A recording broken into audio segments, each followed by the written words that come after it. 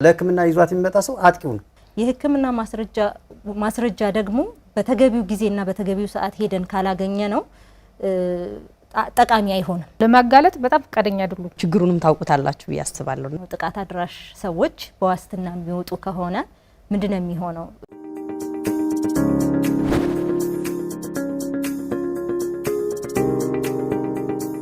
ጥቃት ደርሶባቸው የናንተን ድጋፍ የናንተን እገዛ ፈልገው ወደ ተቋማችሁ የሚመጡ ሴቶችን ለማገዝ እነሱን ለመጠበቅ የተለያዩ ስራዎችን የገጠማቸውን ነገር ከነገሯችሁ ጀምሮ ያው የነሱን እልባት ለማስገኘት እንቅስቃሴ ታደርጋላችሁ። ይሄንን ስታደርጉ ብቻችሁ የምትሰሩት ስራ አይኖርም። ዞሮ ዞሮ ፈጻሚውም ሌላ ይኖራል። እንዲፈጸም የነዚህ ሰዎች መብት እንዲከበር ነው የናንተ ስራ የሚሆነው ብዬ አስባለሁና ይሄንን በመስራት ረገድ በመታደርጉት እንቅስቃሴ ምን ችግሮች ይገጥማቸዋል? ጥሩ እንደጠቀስሽው አንዲትንም ሴት ወይም ደግሞ ያንድንም ህፃን ችግር ለመፍታት አንድ ተቋም ብቻ በቂ አይደለም። ምክንያቱም ችግሩ ከምናስበው በላይ ስር የሰደደና ውስብስብ ስለሆነ ያንዲትን ሴት እንኳን የሌሎቹን ሴቶች ተተን ያንዲትን ሴት እንኳን ችግር ለመፍታት አንድ ተቋም ብቻውን ምንም ማድረግ አይችልም። ልክ በአንድ እጅ የማጨብጨብ ያህል ነው የሚሆነው። ስለዚህ ኤውላ ደግሞ በፌደራል ደረጃ አሁን እንደ ክልላችንም በጣም በቅንጅታዊ አሰራር ያምናልም እየሰራም ነው። በቅንጅታዊ አሰራር እየሰራ ያለ ተቋም ነው። በዋነኝነት ከፍትህ አካላት ጋር ከሶስቱም ፖሊስ፣ አቃቢያነ ህግ፣ ዳኞች ጋር በጣም ጥሩ የሆነ ግንኙነት አለን። ጥሩ የሆነ ሪፈራል ሲስተምን ፈጥረናል። ኢቨን ዳኞች አቅም የሌላቸው ሴቶች በሚኖሩበት ታይም ሲቸገሩ ሲያዩአቸው ቀጠሮ ቀጥረው ኤውላ የሚልኩበት ሁኔታ ነው ያለው። የተለያዩ አቤቱታዎች እንድናዘጋጅላቸው በጣም አቅመ ደካማ ሴቶችም ደግሞ ሲኖሩ ጥብቅናም እንዲቆምላቸው ወደኛ ሪፈር የሚያደርጉበት ሁኔታ ነው ያለው። አቃቢ ህግም ጋር ፖሊስም ጋር ጥሩ የሆነ ግንኙነት ነው ያለን። ከዛ በተረፈ ቅድም ኮማንደር ስትጠቅሰው እንደነበረ በጣም ችግር ፈቺ የሆነ ተቋም ነው። እንደኛ እንደ አማራ ክልል ብዬ የማስበው በተለይ እንደ ባህር ዳር ከተማ አጋር ኢትዮጵያ በጣም ሰፖርት እያደረገን ያለ ሸልተር የመጠለያ ማዕከል ነው። በጣም ችግር ፈቺ የሆነ ተቋም ነው። በተጨማሪ ያው አንድ ማዕከል አገልግሎቱ እንዳለ ሆኖ ማለት ነው።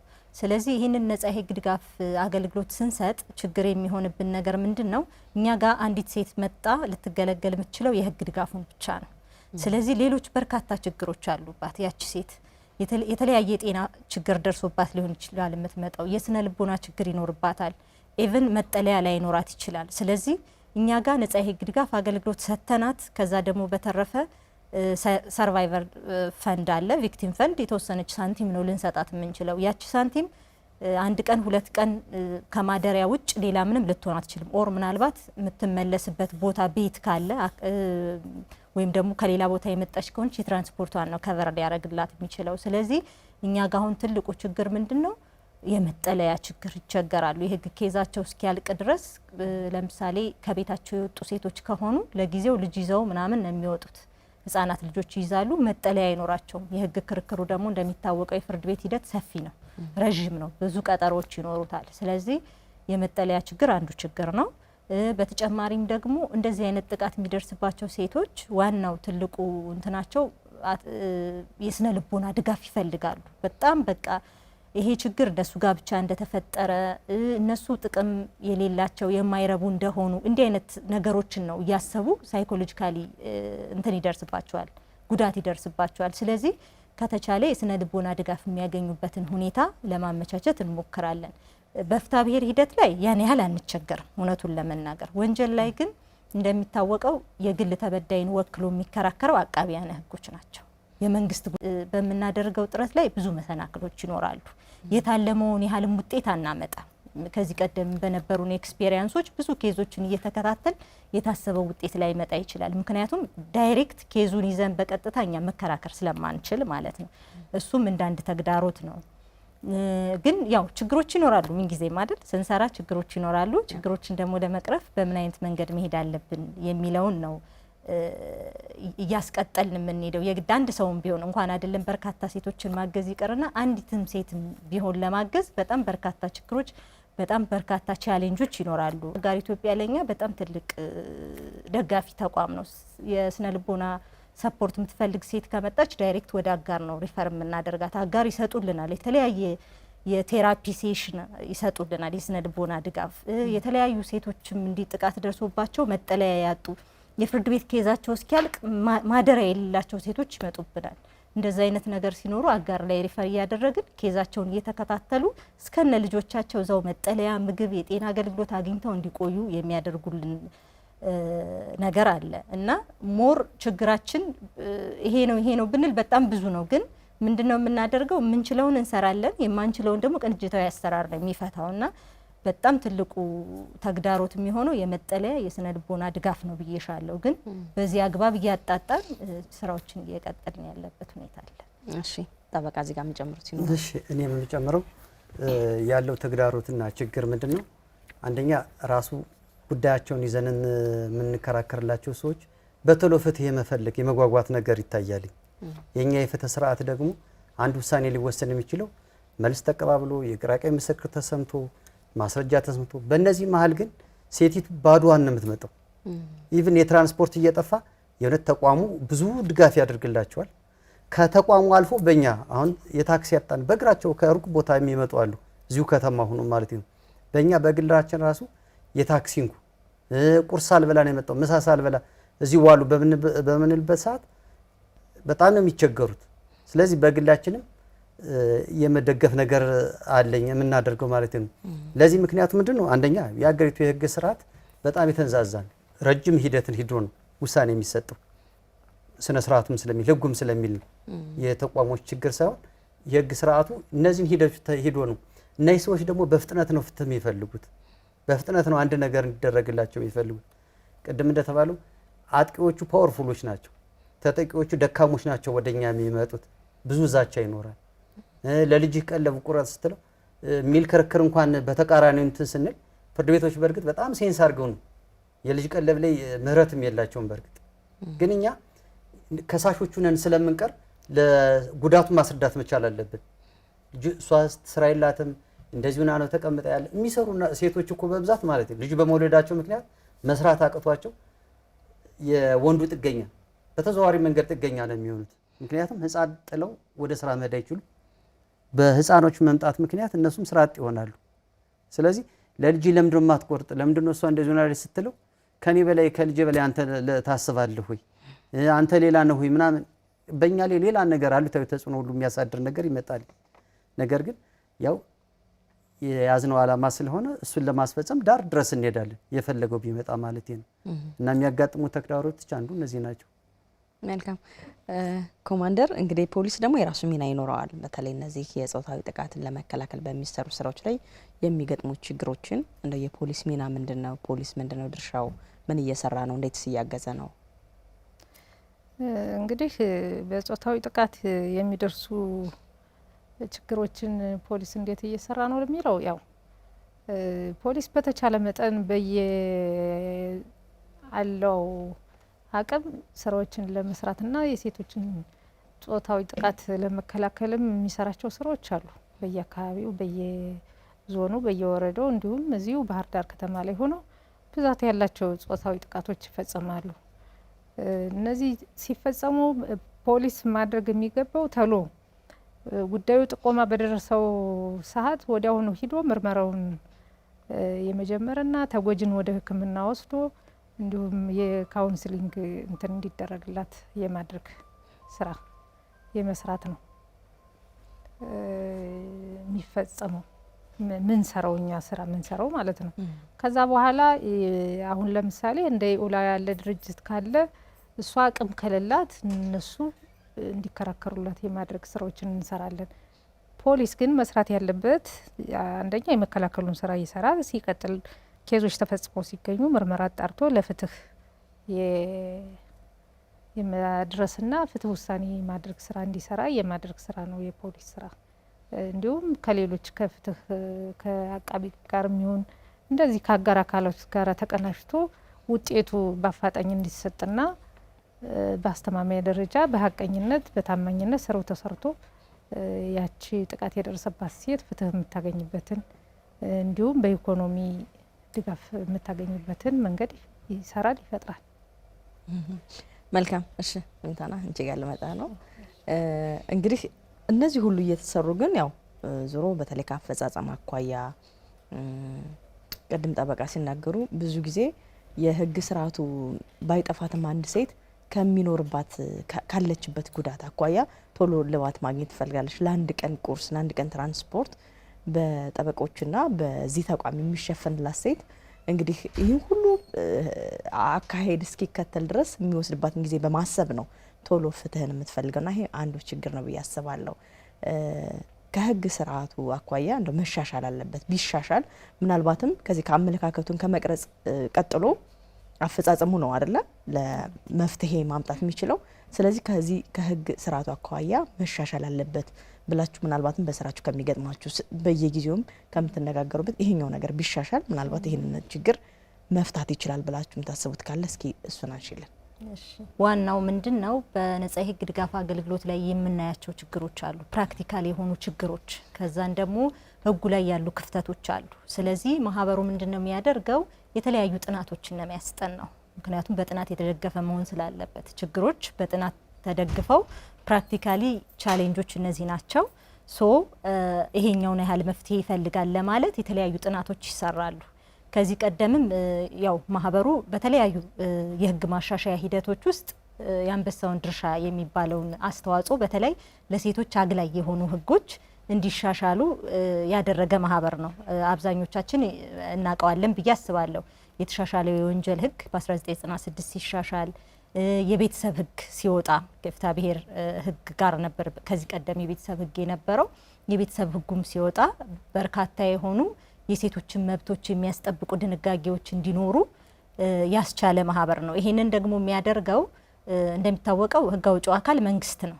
እንደኛ አይነት የሲቪክ ማህበረሰብ ድርጅቶች እለት ተለት በሚያጋጥማቸው ችግር ምክንያት የሚያዩትን ነገር በጥናት አስደግፈው ለህግ አውጪው አካል ነው የሚያቀርቡት። ስለዚህ የምንድን ስራ ነው የምንሰራው? የውትወታ ወይም የአድቮኬሲ ስራ ነው የምንሰራው ማለት ነው። ስለዚህ የኢትዮጵያ የህግ ባለሙያ ሴቶች ማህበር ኦልሞስት እንደገለጽኩት ከ30 ዓመት በላይ ያገለገለ ማህበር ነው። በርካታ ጉዞዎቹንም ሲጓዝ የመጣበት መንገድ አግላይ የሆኑ ህጎች፣ ለሴቶች ምቹ ያልሆኑ ህጎች እንዲሻሻሉ የተለያዩ ውትወታዎችን በማድረግ የተለያዩ ጥሩ የሚባሉ የህግ መሻሻሎች መጥተዋል። እሱ እንዲመጡ አስተዋጽኦ አድርጓል። አሁንም ስቲል የህግ ጋፖች አሉ። ችግሩ ገፍቶ እንዲወጣ ያደረገው አይ ቲንክ በፈረንጆች 2021 አካባቢ 2021 አካባቢ የኢትዮጵያ የህግ ባለሙያ ሴቶች ማህበር ጥናት አስጠንቶ ነበረ። በዚህ በጾታን መሰረት ያደረጉ ጥቃቶች፣ የቤት ውስጥ ጥቃቶችና የአሲድ ጥቃት በወንጀል ህጋችን ላይ በግልጽ ወጥ የሆነ ድንጋጌ እንዲኖራቸው ለማስቻል የተለያየ ጥናት ተካሂዶ ነበር። በአጋጣሚ የአማራ ክልል ቅርንጫፍ ባህር ዳር ጽህፈት ቤት አንድ እንደ ሪፍረንስ ተጠቅመውት ነበር። አዲስ አበባ፣ አዳማና አማራ ላይ ነበር ጥናቱ የተካሄደውና ከባለ ጉዳዮቻችን የቤት ውስጥ ጥቃት ሰለባ የሆኑትን ከፋይሎቻችን እያወጣን ሌሎች ደግሞ አጋር አካላት ሴቶች፣ ህጻናት፣ ፖሊስ ላይ፣ ፍትህ ላይ፣ ፍርድ ቤት ላይ ተሄዶ ከአጋር አካላት ኢንፎርሜሽን የመሰብሰብ ችግሮቹ ምንድናቸው፣ በህግ አግባብ እንዴት ነው እየተሄደ ያለው የሚለውን ጥናት አስጠንቶ ነበር። ይህንን ጥናት ኦልሞስት አልቆ ለህግ አውጪው አካል የቀረበበት ሁኔታ አለ። ስቲል እንግዲህ እየጠበቅን ነው፣ ይሻሻላሉ ብለን ተስፋ እናደርጋለን። ሌላው ከሞላ ጎደል የኛ ህግ ጥሩ ነው ብዬ አስባለሁ። እኔ ፐርሰናሊ ማለት ነው እንደ ባለሙያ ጥሩ ናቸው። ብዙ ድንጋጌዎች አሉ፣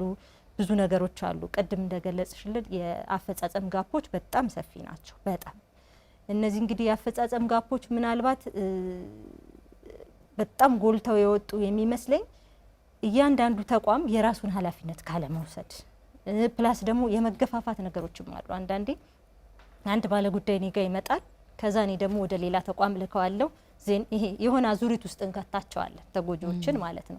ስለዚህ ምን ይሆናል? በዚህ መሀል ፍትህ ይታጣል፣ ህጉም ተፈጻሚ እንዳይሆን እናደርጋለን ማለት ነው። ስለዚህ ሞር ህጎች ክፍተትም እንዳለ ሆኖ አፈጻጸም ላይ ግን ተጠያቂነትን ደግሞ ማስፈን ብንችል፣ ይህንን ያላደረገ ተቋም ይህን ሊጠየቅ ይገባል ብንል የተሻለ የአፈጻጸም ክፍተቶችን መፍታት እንችላለን ብዬ አስባለሁ።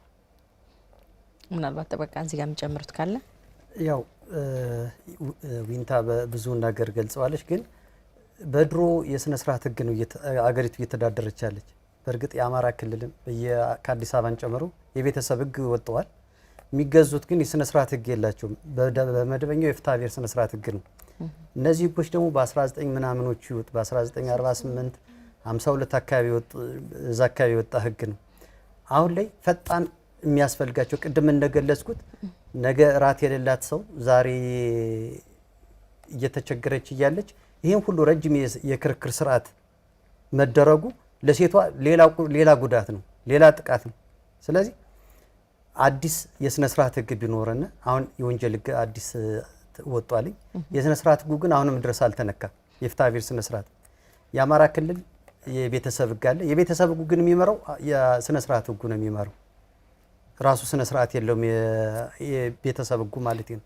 ስለዚህ ፈጣን የሆነ እንደዚህ ያሉ አስቸጋሪ ችግር ያለባቸው ሰዎች በተለየ ሁኔታ ሊደነገግ ይገባዋል ብዬ አስባለሁ። ምክንያቱም በእርግጥ ትክክለኛ ፍትህ ለመድረስ የግራ ቀኙ ማስረጃ መስማት ግድ ይላል ትክክለኛ ፍትህ ለመስጠት። ነገር ግን የተፋጠነ እንዲሆን እንደዚህ ያለ ችግር ያለባቸውም በተለየ የስነ ስርዓት እንዲገዙ የስነ ስርዓት ህግ የተሻሻለ የስነ ስርዓት ህግ ያስፈልገናል። ችግረኛ ለሆኑ ሰዎች ማለት ነው። የኛ ኢብላ ምን አድርጓል? ጥናት በሰፊው ስለ ሴቶች ጥቃት ብዙ ጊዜ ጥናት አድርጓል እና ጥናቶቹን ለህግ አውጪ አካላት ውትወታ እያደረገ ነው። እነዚህ ህጎች ይሻሻሉ። ሌላው ቀርቶ ማሪታል ሬፕም ራሱ በህግ ሊደነገግ ይገባል እስከ ማለት ድረስ ኢብላ እያስጠና ነው ያለው። በእርግጥም የአማራ ክልል የቤተሰብ ህግ የአንበሳውን ድርሻ የሚወጣ ኢብላን ያስጠና። የአማራ ክልል ከፍትሐ ብሔር ህጉ ተለይቶ ለብቻው የራሱን አዋጅ ቁጥር 7995 ማለት ነው። ይሄ አዋጅ ሲወጣ የአንበሳውን ድርሻ የጥናቱን ሙሉ ጉዳይ ይፈጽሙ የነበረ ኢብላ ነው። አሁንም የነበረው የ1995 የወጣ የቤተሰብ ህግ አሁንም ሪቫይዝ መሆን መደረግ አለበት። ምክንያቱም የማህበረሰቡ አኗኗር እየተለወጠ ከጊዜው ጋር አፕዴት የሆነ ህግ ያስፈልገዋል። 19 ምናምኖቹን እየተቆጠረ አይደለም ህግ መሆን ያለበት። አሁን ሪሰንት የሆኑ ችግሮች እንትን መባል አለባቸው። ለዚህም በተለይ ቤተሰብ ህጉ ያለበት ችግር ምንድነው በሚል ጥናቶች ሁሉ ከማህበረሰቡ ድረስ ከአኗኗሮቹን ድረስ እስከ ማየት ድረስ እንዲሁም አንድ የሚገርመኝ ጥናት አለ ስለ ሴት ልጅ ጥቃት አንዱ ባሌ ቢመታኝ ምን አለበት የሚል 68% እኛ ክልል ጥናት ሲደረግ 68% እንደ ወንጀልም እንዲታይ አይፈልጉ። በባሌ ቢደበደብ ምን አለበት ችግር አይደለም ወንጀል አይደለም የሚል እስከ ማለት ድረስ የተደረገ በጥናት የተደረሰ ነው ነገር የተዛባ አመለካከት ማለት ነው። ስለዚህ አሁን ኢብላ እነዚህ ክፍተቶችን አሁንም የአማራ ክልል የቤተሰብ ህግ ሊሻሻል ይገባል ከሚሉት ተቋሞች ውስጥ አንዱ ኢብላ ነው። ለዚህም ከመሬት ተነስቶ አይደለም እያንዳንዱ አንቀጾችን በተለያዩ ቦታ እየሄድን ጥናት ሁሉ ሪሰርች ተደርጓል። ካለው የቤተሰብ ህግ ችግሩ ምን ላይ ነው ያሉት ሚሊዮን ኢብላ እያስጠና ነው ያለው። ውጤቱም በተቋሙ የሚገለጽ ስለሆነ እዚህ በላይ እንትን መልካም። እሺ ምክትል ኮማንደር እንግዲህ የአንድን ወንጀል ነው የሚል ድምዳሜ ለመድረስ የፖሊስ የጤና ተቋማት አጠቃላይ የፍትህ አካላት የነዚህ ሁሉ ቅንጅት ነው አንድን ወንጀል መዳረሻው ላይ ለመድረስ እነዚህ ሁሉ ሂደቱ ላይ ይኖርበታል። ለምሳሌ ጾታዊ ጥቃትን ብናይ በምርመራ አረጋግጦ እንዲሰጥ የተሰጠው የጤና ተቋም የራሱ የሆነ ሚና ይኖረዋል። ጉዳዩን የያዘው ፖሊስ የራሱ ሚና ይኖረዋል። ጉዳዩን የያዘው ጠበቃ እንዲሁም ደግሞ የሚያስፈጽመው አካላት የራሱ ሚና ይኖረዋል። በተለይ በእኛ ክልል ስናይ ይህ ቅንጅት እንደው ጥሩ ነው። ጥሩ ካልሆነስ ደግሞ ምን ችግሮች አሉበት? እሺ እንግዲህ አንድ ወንጀል ተፈጽሞ ሲገኝ ወንጀል የሚያስገኘው መጀመሪያ 3 ነገሮችን ሲያሟላ ነው። አንድ ወንጀል ተፈጽሟል ወይም ወንጀል ነው ብሎ እንትን የሚለው የሀሳብ ክፍል አለ፣ የድርጊት ክፍል አለ፣ የህግ ክፍል አሉ። እነዚህን 3ቱን አሟልቶ ሲገኝ ወንጀል ናቸው። ወንጀል ከመሆናቸው አንጻርም ወንጀል ፈጻሚዎችንም በህግ ለማስጠየቅ ይህንን አሟልቶ ሲገኝ ወደ ምርመራ ለመሄድ ያስችለናል ብለን ነው እንደኛ አሰራር የምንሄደውም ህጉም የሚያስቀምጠው ከዚህ አግባብ ነው። ይህንን አሟልቶ ሲገኝና ይህንን ወንጀል ተፈጽሞ ሲገኝ ያለን የቅንጅት አሰራር እንግዲህ እንደ ፖሊስ ከአቃቢ ህግ ጋራ ተቀናጅተን የመስራት እንዲሁም ከሌሎች አጋር አካላቶች ጋራ ተቀናጅተን የምንሰራባቸው ስራዎች አሉ። በተለይ እንደዚህ ጾታዊ ጥቃት ከሚደርስባቸው ከሚፈጸሙ ወንጀሎች ጋራ አቃቢ ህግ አብሮና ይሰራል። እንዲሁ እነ ኢብላ መስሪያ ቤት አለ፣ ፍትህ አለ፣ የሴቶችና ህጻናት ማህበራዊ ጉዳይ ቢሮዎች አሉ። ሌሎችም አገር አካላቶች ይህንን ጉዳይ ተፈጽሟል ብሎ ይህንን ምርመራ አጣርቶ ለህግ ለማቅረብም ሆነ እንዲሁም የሚደርስባት የኢኮኖሚ ችግርም አብረን ተቀናጅተን ለመስራትና አብረን ችግሯን ለመፍታት የምናደርገው ጥረት እንዳለ ይታወቃል። ይሄ ኬዝ ተፈጽሞ ሲገኝ እንግዲህ እንደኛ ተቋም ምርመራ አጣርተን ለህግ ማቅረብ ነው። ለህግ ስናቀርብ ለፍትህ እንልካለን። ፍትህ ደግሞ ለፍርድ ቤት ያቀርባል። ፍርድ ቤት ክስ ይመሰርትና ክርክር ያደርጋል፣ ውሳኔ ይሰጣል። ነገር ግን በዚህ የፍትህ ስርዓቱ ጋር ተያይዞ የምንለው ነገር አለ። አንደኛ ይሄ የውሳኔ የቅጣት ማነስ። አሁን ወንጀል ፈጻሚው ቅጣቱ ካነሰለት ወይም በዋስ ተለቆ ከጠፋ ነገም ደግሞ ሰወር ብሎ ደግሞ ሌላ ቦታ ላይ ወንጀል ይፈጽማል። ይህንን ድርጊት የሚፈጽመው አንዳንድ ጥቃት አድራሾች ተደጋጋሚ ጥቃቶችን ያደርሳሉ። ይህን የሚያደርሱት ከምን አንጻር ነው? ጠበቅ ያለ ቅጣት ቢሰጠውና በዋስትና ተከልክሎ ይህንን የተሰጠውን የህግ አግባብ ውሳኔ ቢያገኝ ይህ ሰው ነገ ደግሞ ሌላ ወንጀል ሊፈጽም አይችልም። የህግ በላይነት ይረጋገጣል። ቅጣት ካገኘ ውሳኔ ካገኘ በሰራው ቅጣት ልክ ማለት ነው። በሰራው ወንጀል ልክ ቅጣት ካረፈበት ቅጣቱን ጨርሶ ሲወጣ ታርሞ የሚወጣበት መንገድ ይፈጠራል። ነገር ግን አሁን እንደኛ የህግ ስርዓት ህጉን ካለመሻሻሉ አኳያ በዋስ የመለቀቅ እንዲሁም ቅጣቱ የማነስ ድጋሚ ደግሞ ጾታዊ ጥቃት የማድረስ ደጋጋሚ ጥቃቶችን በማድረስና እንዲሁም ተጎጂዋ እየተሸማቀቀች እዛው እንድትቀር የሚደረግበት አካሄድ ስላለ ህጉ ቅድም ጠበቃ እንዳሉት ህጉ ተሻሽሎ እንደ ሌሎች ወንጀሎች ከበድ ያለ ቅጣትና ከበድ ያለ የዋስትና እንትን ቢሰጣቸው ተጠርጣሪዎች አይጠፉም። ተጠርጣሪዎች እንደገና ለሌላ ወንጀል አይዳረጉም።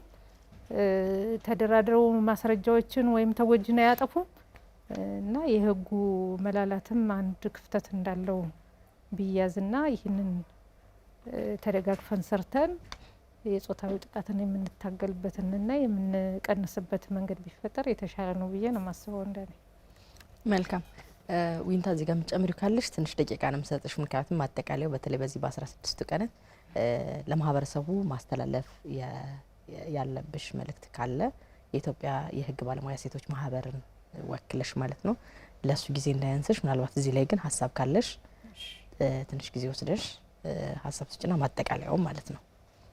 ጥሩ። እንደ ክልላችን ቅንጅታዊ አሰራር ጋር ተያይዞ እንደ ክልላችን ጥሩ ነገሮች አሉ ማለት መሬት ላይ ያሉ ነገሮች መካድ ስለሌለባቸው ጥሩ የሆነ ቅንጅታዊ አሰራር አለ።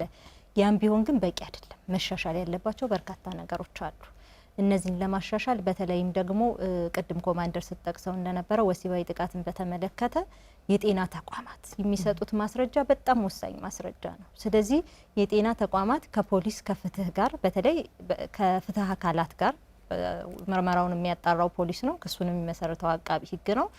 እነሱ የሚያቀርቡት ማስረጃ ነው ትክክለኛ ውሳኔ እንዲሰጥ ዋና የምንለው ማስረጃ በወሲባዊ ጥቃት ዙሪያ እሱ ነው። ስለዚህ ተናቦ የመስራቱ ነገር አሁንም የሚቀረን ነገር አለ። ጥሩ ነው እየተሰሩ ያሉ ስራዎች፣ ምድር ላይ ያሉ ነገሮችን ዲናይ ማድረግ ስለማንችል ብዙ ስራዎችም እየተሰሩ ስለሆነ፣ ነገር ግን መሻሻል ያለባቸው ነገሮች አሉ። በተለይ ከማስረጃ አሰጣጥ ጋር በተያያዘ ጤና፣ ፖሊስ፣ ፍትህ ተናበው ቢሰሩ የተሻለ ውጤት ማምጣት ይቻላል። ከዛም በተረፈ ደግሞ እንደኛ አይነት የሲቪክ ማህበረሰብ ድርጅቶችም ደግሞ በተለይ ደግሞ መጠለያ ተቋሞች የአንድ ማዕከል አገልግሎቱ አለ፣ አጋር ኢትዮጵያ አለ፣ ኦፕሪፕስ አለ እንደኛ እንደ ባህር ዳር ከተማ። እነዚህ መጠለያ ተቋማት ደግሞ አብረው በቅንጅታዊ አሰራር በደንብ መስራት ቢችሉ የተሻለ ውጤት ማምጣት እንችላለን።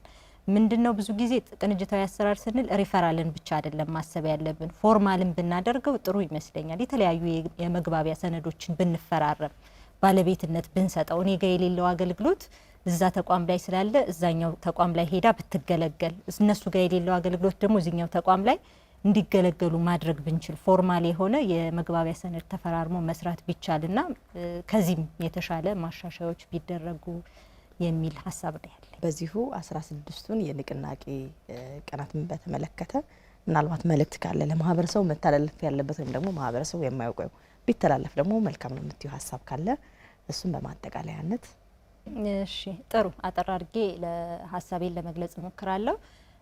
በዚህ በ16ቱ የንቅናቄ ቀናት ወይም ደግሞ 16 days of activism የምንላቸው ምንድነው ሁልጊዜም ቢሆን ይሄ እንቅስቃሴ መልካም ነው ቢቻል ማለት ነው። ግን ባይሆንም ትኩረት እንዲሰጥ ነው የተፈለገው። በእነዚህ 16 ቀናት ሌሎች ያሉብንን ችግሮች ሌሎች ከጾታዊ ጥቃት ውጪ ያሉብንን ችግሮች ወደ ጎን በመተው እስኪ ሁላችንም አንድ ላይ ሆነን እንጩህ ነው። አንድ ላይ ሆነን ውትወታ እናድርግ ነው። በተለይ ህጎች ከማሻሻል አንጻር ህጎችን ከማውጣት አንጻር የመንግስት ኃላፊነት ነው። ስለዚህ መንግስትን ሁላችንም አንድ ላይ ሆነን ማህበረሰብም ሲቪክ ሶሳይቲም ሁሉም ሆኖ የመወትወት ስራ ቢሰራ፣ ሲቀጥል ደግሞ ማህበረሰቡ በራሱ አመለካከት ለውጥ ባንዴ የሚመጣ ነገር አይደለም። ያመለካከት ለውጥ ከጊዜ ሂደት የሚመጣ ነው። ግን ሁሉም ሰው በግለሰብ ደረጃ ከኔ ጀምሬ ምን ማድረግ እችላለሁ፣ ምን ማድረግ አለብኝ።